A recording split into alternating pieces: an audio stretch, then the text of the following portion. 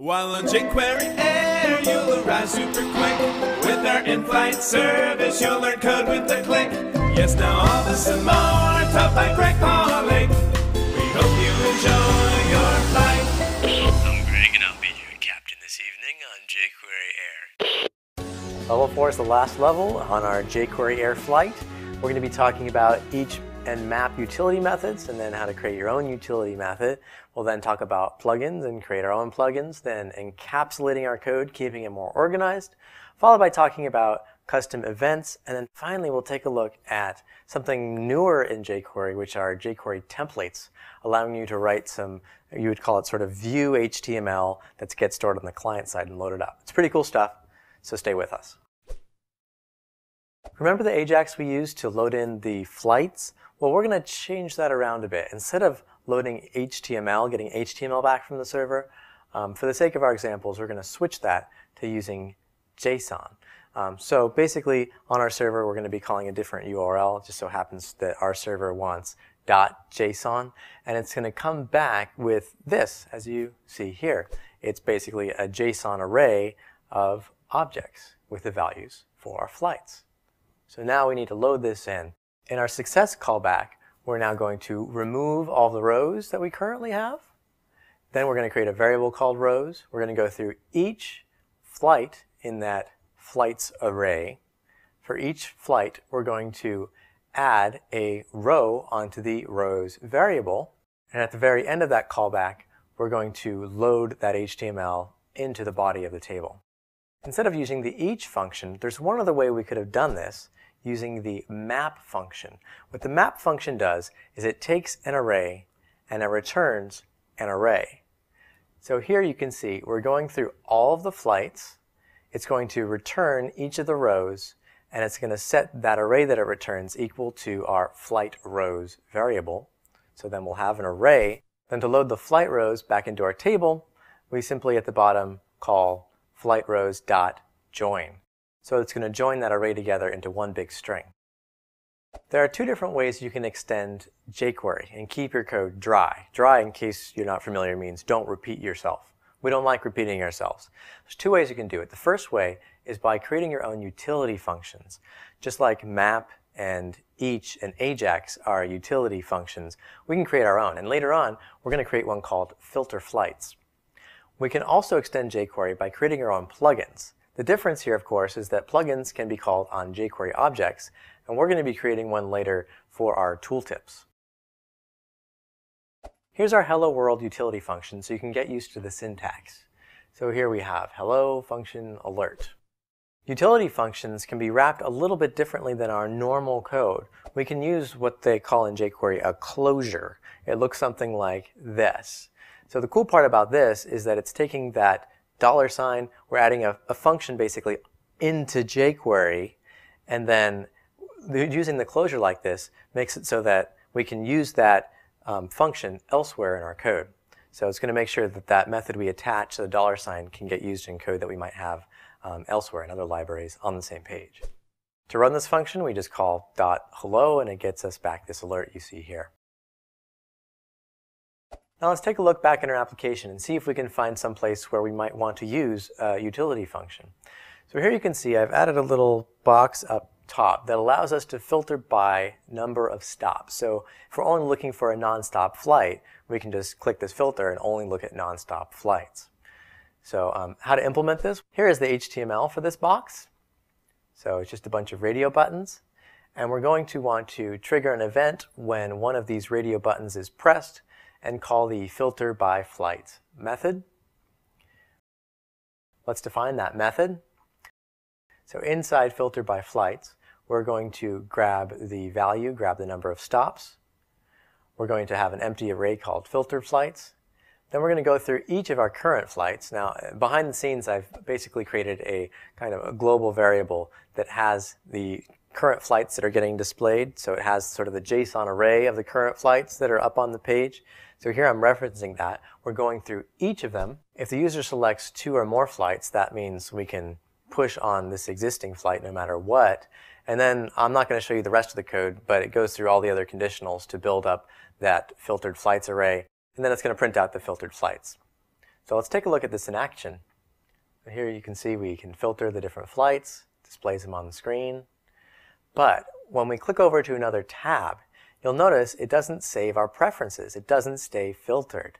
So we can filter from here, but as soon as we click onto another tab, it would reset. So how do we figure out how to make it so that even when we switch tabs, it stays filtered?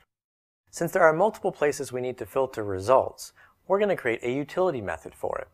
So we're going to call it filter flights. We're going to send in current flights and stops. Then we're going to go through each of the current flights and then just return the filtered flights. Pretty simple. Then in the code where we display new flights, when we click a tab, we're going to get the checked radio button, get the value of that, and then call filter flights, send in the current flights and stops. Let's take a look at that in the browser.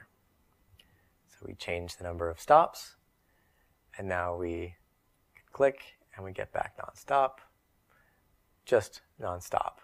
I can change it to 0 or 1, and everything remains properly filtered. Next up, let's create some jQuery plugins. So here's a very basic jQuery plugin. Let's say I wanted to create a callout, which is less than a highlight, just that maybe opacity from 0.5 to 1. So there's the CSS. We're going to animate it fast, and that's our plugin. You'll notice it has that .fm, right? This we also want to wrap in one of these closures so we can reuse it in many different places in our code. Now, as I mentioned before, plugins have to be called on a jQuery object. Here we have ActiveDiv.callout.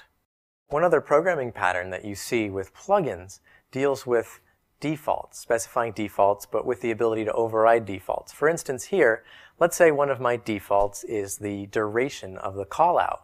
So I have a little defaults object here.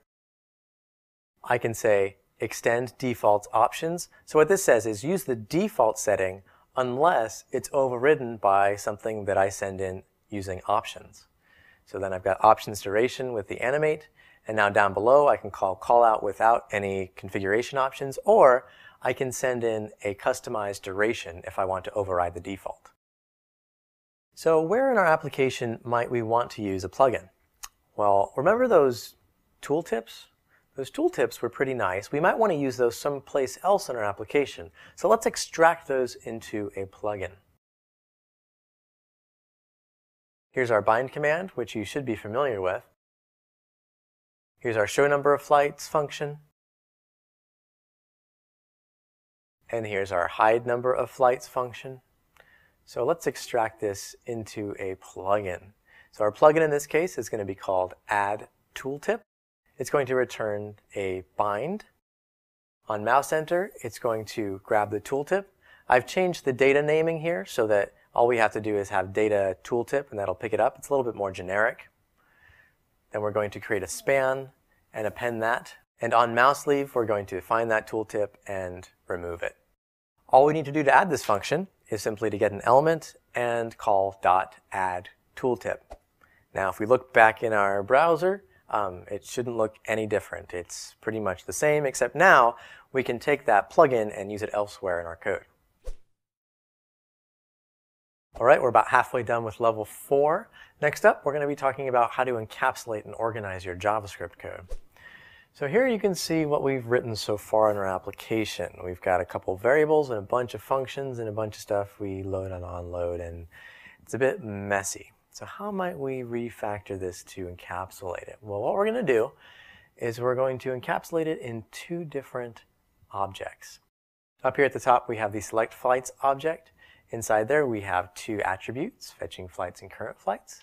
Then we're going to have an init function. We're writing the functions a little bit differently now. We're wrapping them all like so. And we have one more object called confirm flight at the bottom where we're separating functions that have different concerns. To run the functions that we need to run when the page loads, we're simply going to run selectFlights.init. One other thing we need to change in here to make it work, we need to reference the methods like so. If we're talking about methods inside our current object, we can also use the this variable. Next up, we're going to talk about custom events. And what we're going to try to implement on our little flight selector is the ability to use the keys 1, 2, 3, 4, 5 to select the 5 different tabs. So what might that code look like? We're going to write a function that gets called on key down. And if the key code is between these two key codes, which is basically 1 and 5, we're going to set the number selected. I should mention that if they press the number 1, it's actually going to set num selected to 0. So we're making it from 0 to 4, really. Then we're going to set tab selected and get the tab that was selected using that EQ function that we saw earlier. So if it's EQ 0, it's going to select the first tab. Then we want to, select the proper tab, switch the classes, call the AJAX, right? Now, there's one other place in our code, though, that does the same thing, our old tab code. Right? So when a tab is clicked, it does the same exact thing. And we don't like to repeat ourselves, so let's make it dry. So where we have this repeated code, we're going to move this up into a custom event. We're going to call the custom event select tab, just like you see here. Then to trigger the event, we simply call the trigger method. So down here we say trigger select tab, and then down in our click event, we call trigger select tab. So select tab's our custom event, and we call it by using trigger. Here it is in action. We go 1, 2, 3, 4, and then 5. So it works using both keys and clicking on the tabs.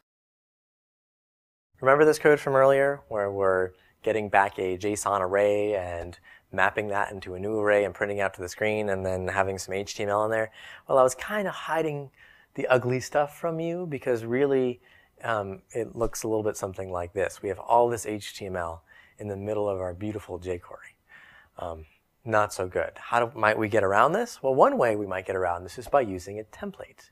Once we use jQuery templates, the code looks a lot cleaner. Looks something like this, where we say take this template called flight template, send in the flights array, remember that's a JSON array, and then append that to this div. And that's all there is to it. But, well, we have to specify the template. Let me show you what that looks like. So basically in our HTML, we might have something that looks like this.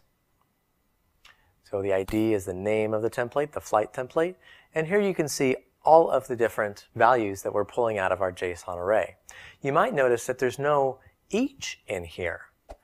That's because jQuery templates is smart enough to know that this is a JSON array that it's getting, and it's going to iterate through this template for every row.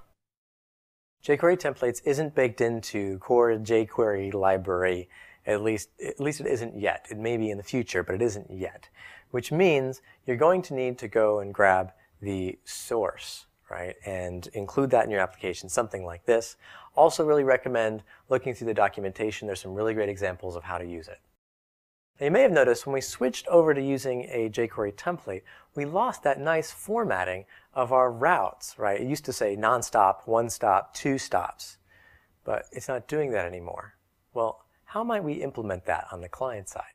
Using jQuery templates, we can have some conditionals in there. So if routing is equal to 0, put nonstop. Otherwise, if it's equal to 1, put one stop. Otherwise, just print out whatever stops. Just like that, we can use conditionals in our code. And then when we go back into our browser, you can see that we have nicely printed routes. There's a couple other template commands that I want you to know about. So you saw that we used, $, curly brackets for printing data, but we can also say HTML and then have the field name if we want to print out markup. We can use each if our JSON has an array embedded inside of it. We can iterate through each of the items from that JSON. We can also use the template command, which you'll need to look up some examples to figure out how to use it, but basically allows you to include templates inside of other templates.